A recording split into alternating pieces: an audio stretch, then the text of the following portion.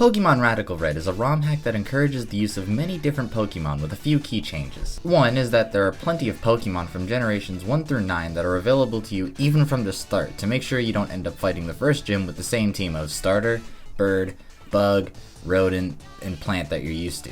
Two is that there are level caps that allow the player infinite rare candies to bring newly recruited Mons up to speed while maintaining the game's difficulty. And finally, a bunch of previously non-viable Pokemon have been buffed up to match the power creep of newer Pokemon. These three changes allowed me to play multiple Monotype runs without too much trouble or getting bored of playing the same game over and over again. But Radical Red is missing a couple of things. I think it needs more water, horns, extreme environmentalists, and some new megas for good measure. In other words, I wanted Radical Red, but in the Hoenn region. And it seems I wasn't the only one. Enter Pokemon Emerald Imperium, a ROM hack created by a genie named Iriv24 that granted my wish of Radical Red in Hoenn. I guess the titles Extreme Emerald or Radical Ruby would have been too on the nose. Side note, Imperium, for those who don't know, is Latin for absolute power or authority. Like, think of tyranny or dictatorship. It's also the name of that Daniel Radcliffe movie in 2016. No, the other one. Hey! What are you doing? As exciting as a perfectly normal playthrough without any twists or extra challenges sounds, I kinda want that 50th subscriber. And because of that, I brought a wheel that'll determine my fate every time the level cap increases. It's a Monotype playthrough that changes types throughout. I don't know if this is a good idea for a first playthrough or if it is even possible, but we're about to find out, aren't we? The game starts out the same way any playthrough of Emerald would. You tell the professor your gender and name and wake up in the back of a moving truck to answer some more questions. Then you go into your house, you set the clock in your room, blah blah blah blah blah, who cares. Once all that beginning stuff is done, we head out to save Professor Birch from Zigzagoon.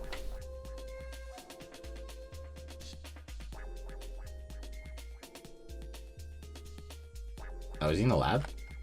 Is he not getting jumped by a Zigzagoon? Oh, shit. What's up? And so, the first roll begins. Let's see what we get. Obviously, I'm gonna have to change spins if I get something like a dragon or a normal type. But... what? Wait. It's clearly pointed at... wait, is this thing bugged?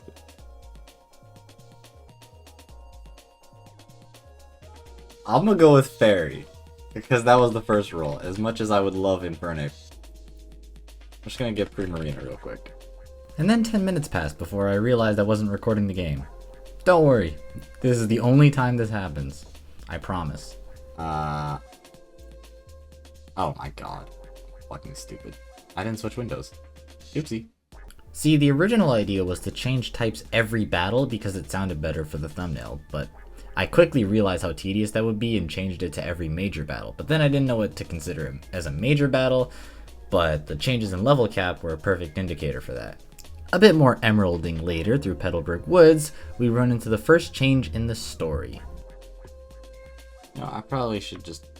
fuck! I was not expecting this. I'm gonna spin the wheel now, for when I lose. And come back with a different type. That type being... fighting. I can do with that. I can live with that. Yeah, so it turns out for this fight specifically, Execute is the greatest Pokemon known to man. But I digress. We made it to Rustboro. Dawn's been defeated. I should have known considering the title had 2 Empoleons, but whatever. Now, it would seem the wheel has blessed me with fighting types against Roxanne, but there's just one small issue. Very far east on Route... wait, what? Should go see if there are any other strong trainers to fight. Perhaps very far east on Route 116. Thanks. Keep that in mind. Okay, so that means I can only use fighting types for the trainer in 116. Is what it sounds like. Before then re-rolling to, like, I don't know, ice types? God. Just like Radical Red's Johto trainers visiting Kanto, Emerald Imperium brings in gym leaders from the Sinnoh region, and, funny enough, the strong trainer I have to fight before Roxanne is Rourke, the rock-type gym leader of Sinnoh. I actually got pretty close to soloing his team with just Timber, but not quite. See, I don't like using repeat Pokemon, but I figured this would happen if I got something like Steel or Dragon early on in this run. Got Rock Tomb, a Muscle Band, and a wheel to spin, so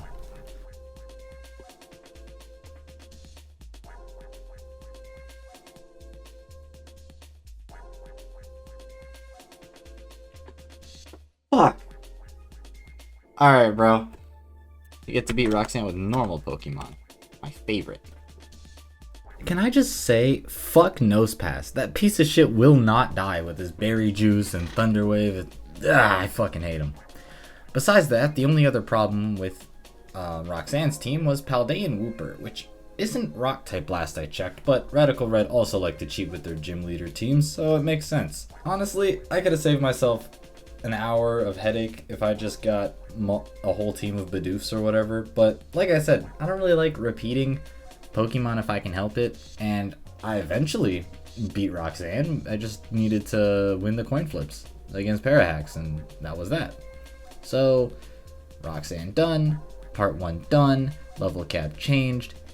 It's time to go to the wheel. I'm sorry, is that Mega Empoleon X and Y? That's quite literally an X. Alright, moving on. Oh yes, the wheel. Hold on.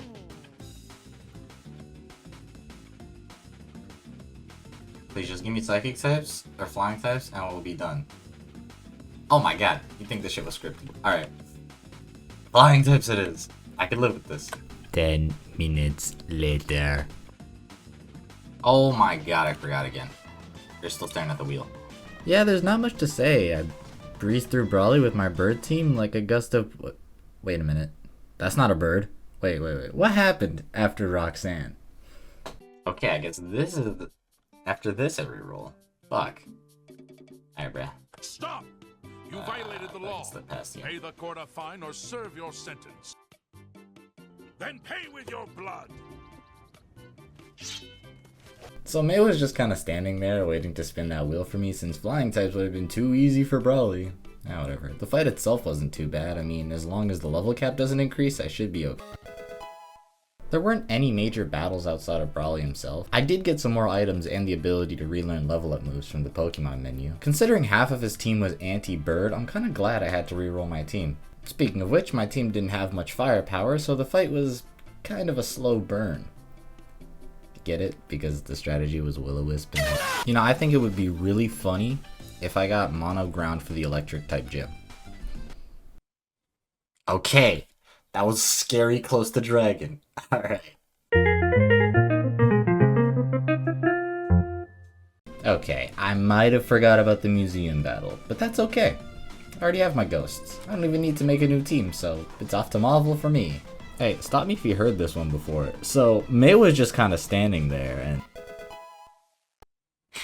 I knew it would go. I just... Block, bro. Alright. Now would be a good time to mention that there was something wrong with this wheel. I guess 2 things wrong with the wheel. For starters, there's no fairy type. At the beginning of the run, I had to fix that problem, not knowing I would have to do that every time I spun the wheel. Second of all, there are not 1, but 2 slots for dragon types, meaning I've been getting extremely lucky not getting dragon types with double the odds until now. After what's about to happen, I made sure this wouldn't happen again. Currently, I have access to a few dragon types, those being Axew. That's it. I wish I was joking. It was just Axew. I might need 7 fractures, bro. We're now facing off against the 4 strongest trainers in the Hoenn region. Oh, you mean the Elite 4, right? No, much worse. I'm talking about Collector Edwin, Guitarist Joseph, Psychic Edward, and, worst of all, Triathlete Alyssa. Let's start with Collector Edward. He starts out with a Ludicolo with Fake Out and Aurora Beam. Okay. I might need a 3rd Axew. Off to a great start. I'm back, and this time with a weakness policy, since Axew lives a Fake Out plus Aurora Beam. I fucking hate this game. I fucking hate this game.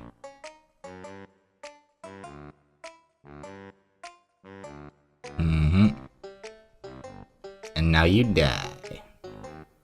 Because I'm adamant weakness policy.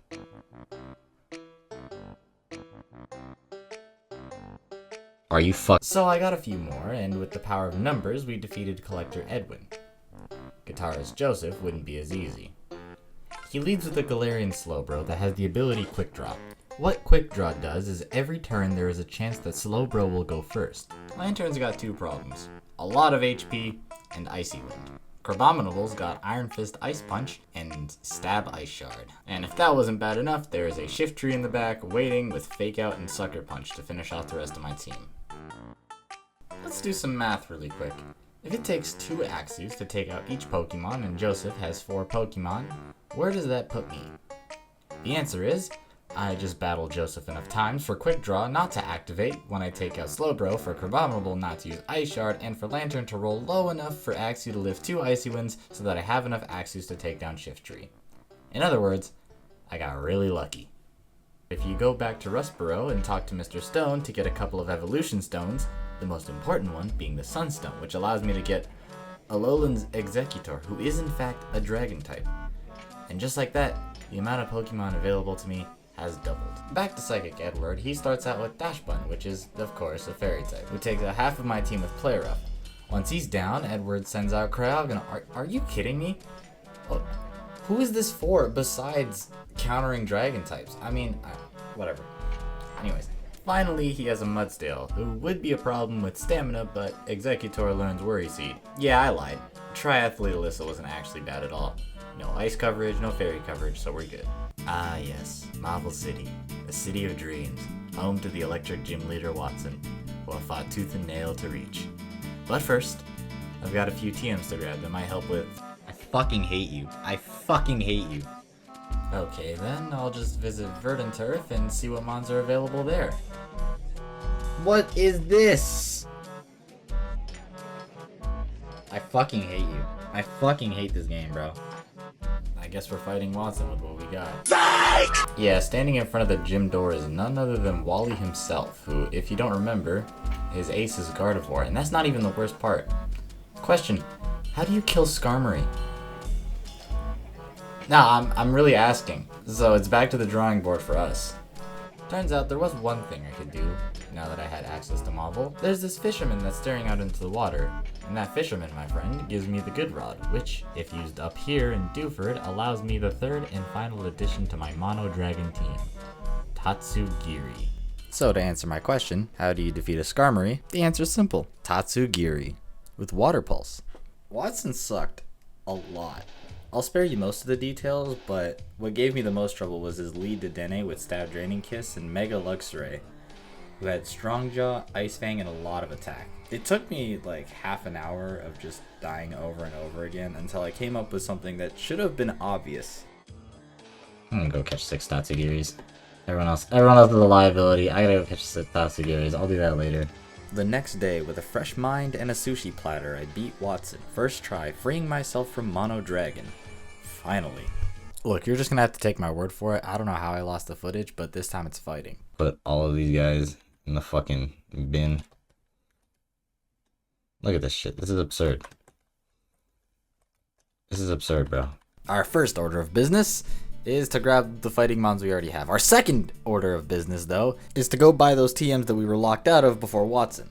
This includes a bunch of strong moves for each type and a bunch of utilities such as Light Screen, Reflect, Rest, etc, etc. The third order of business was to defeat the ghost type trainer from the Sinnoh region, Fantina, who was just chilling in Verdant Turf and happened to give me a bunch of TMs like Psychic and Shadow Ball and some items like Leftovers. So that's pretty cool. You know, after being stuck with only 3 Pokemon to choose from, one of them being Axew, having a team full of fully evolved Pokemon with good movesets is quite nice. Hey look, it's the guy on the title screen. Oh, okay.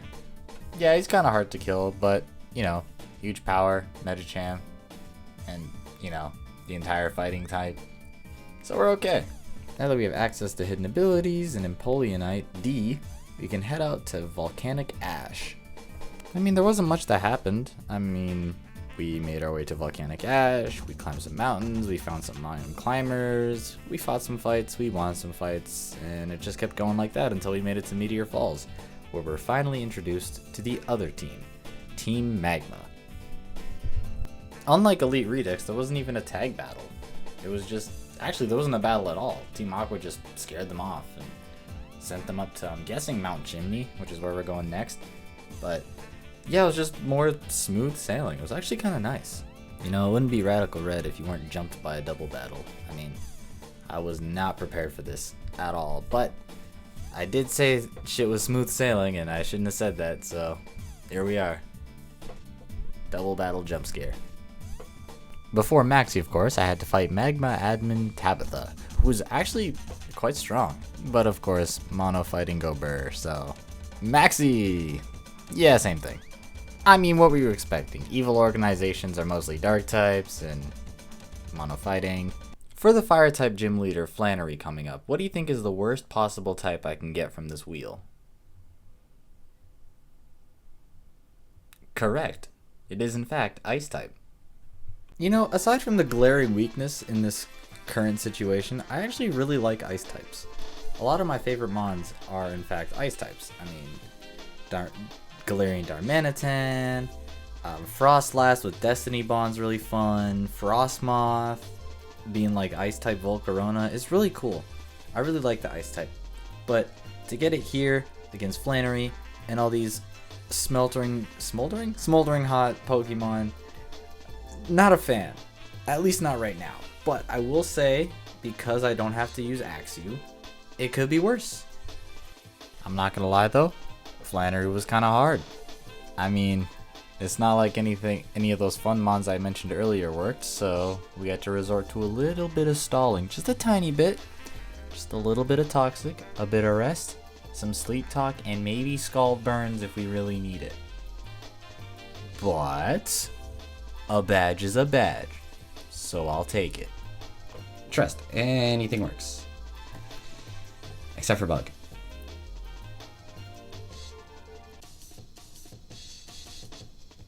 I can do with that. Nice. You see, if this was against Winona, I'd be crying right now, but I can do with grass. So, I'll see you guys later. You see, the good thing about normal types is that they don't resist anything. So, unlike the other spins so far, I can't get shafted by horrible weaknesses or anything like that. So let's just fight Norman, let's get that badge, let's get Surf, and we'll be done. Idiot. You should check out the Trick House on 110. I think completing 3 of those puzzles will give you a good chance to test that new Mega Ring. As much as I love grass types, they do have a lot of weaknesses, such as poison, fire, bug, and flying type attacks. Wait a minute. These are all just Wally's Pokemon from the same battle. What the fuck, man? The Trick House is a dungeon with 3 levels that consists of difficult trainer battles with a specific type and Mega Pokemon related to that type. The 3 floors being poison, bug/grass, and steel. Yeah. And the best part? Reroll. The gym battle itself was with dark types, and with a roll this good, it only makes sense that I get it for the shortest part of the game, consisting of a single battle with Norman. Although, Norman wasn't exactly easy, with Cyclizar threatening to put threats behind a substitute such as Iron Valiant, Ursaluna, and good lord, what is that?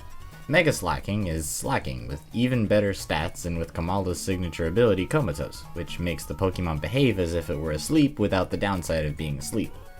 This means Norman's ace is an even stronger Slacking that is immune to statuses. Yeah. So how do I deal with that and the Valiant sitting in the back? Well, it turns out the computer does not care to switch out a cursed Pokemon, which loses 25 of its HP each turn. Spiritomb is a dark ghost type Pokemon with enough bulk to survive a play rough and still have enough health to curse Slacking with the help of a resistance berry. From there, I bring out a fighting type to bait out Iron Valiant, who I brought Arbok, who is now a dark type by the way, to deal with Iron Valiant. Once those 2 are down, it's smooth sailing from there. Instead of just getting Surf, I was told that it was being safeguarded by some trainers in the desert. This would be annoying if I couldn't just hold them upside down and shake the coins out of their pockets with high-level steel types. Wait, that's not a Gyarados. It's actually Sinnoh Leader Awake enjoying the water. More importantly, he gave me a focus sash for beating him. Fun fact, 180 base power, plus 2 Smart Strike. You know what? At least everyone on Winona's team is flying, so this might be the only gym leader team that makes. Bring it on! Never mind. Goodbye, Kartana. Hello, Rain Team. I've been waiting all game for this, man. What's not to love about Rain? It not only boosts water type attacks, but there's so many Pokemon that give Swift Swim, speeding them up as well. The best part is that it shuts down other weather teams too, so I don't have to deal with sand or sun or any of that bullshit. All of this to say, I mod Team Magua with my own water. And you know we had to run it back for Tate and Liza. although Iron Leaves threaten to sweep the entire team if left unchecked, and Double Megas is pretty cool considering they're two different gym leaders.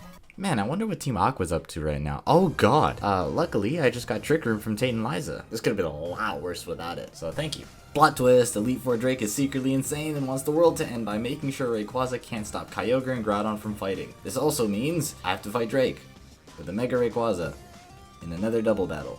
Not only was Juan open about changing types, but he also led with Feeny, which is also a water type, so good on you, Juan. Before I challenge the Elite Four, I still have to defeat my rivals one last time. I took out May's Mega Sceptile, Dawn's Mega Empoleon D, and finally, Wally's Mega Gardevoir. My reward?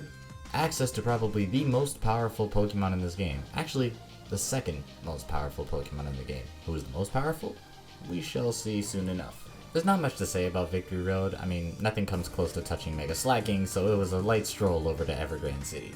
Before I explain what happened to the Elite Four, let me tell you a tale. Long ago, in a game known as Radical Red, there was a Pokemon from Generation 9 with paint fingers known as Grafaiai. It was a pretty cool Pokemon with paint fingers and a unique typing, but it wasn't that powerful. To fix that, the developers gave him a single use of Sketch, allowing Grafaiai any one move to abuse with its two abilities, Unburden, which doubles its speed after using an item, and Prankster, an ability that gives all status moves +1 priority, but doesn't work on dark types.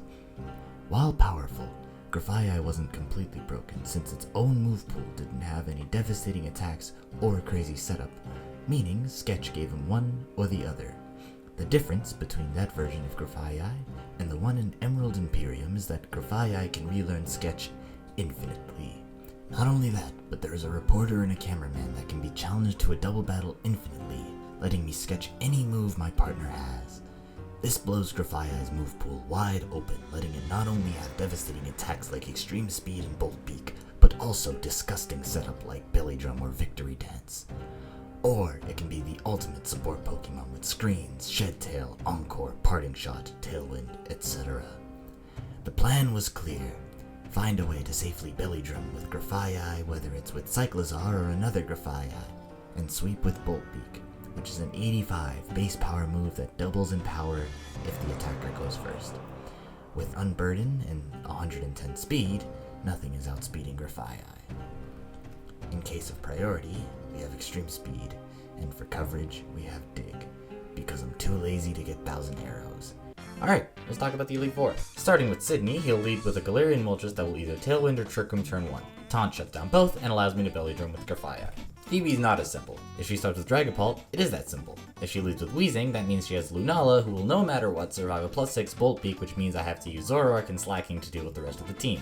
Glacia has either a Sun team with Fire Pokemon or a Hail team with Ice types. What do they have in common? They both lose to Cellithrock. The Ice team has Kieran Black, who can kill Grafaiai before he sweeps, so I have to bulk up with Mega Slacking to compete with Dragon Dance until Sucker Punch kills. Since Drake is out of commission, the league has hired Cynthia as the 4th Elite Four member. I have no idea how I'd beat her if it wasn't for one fatal flaw in her team.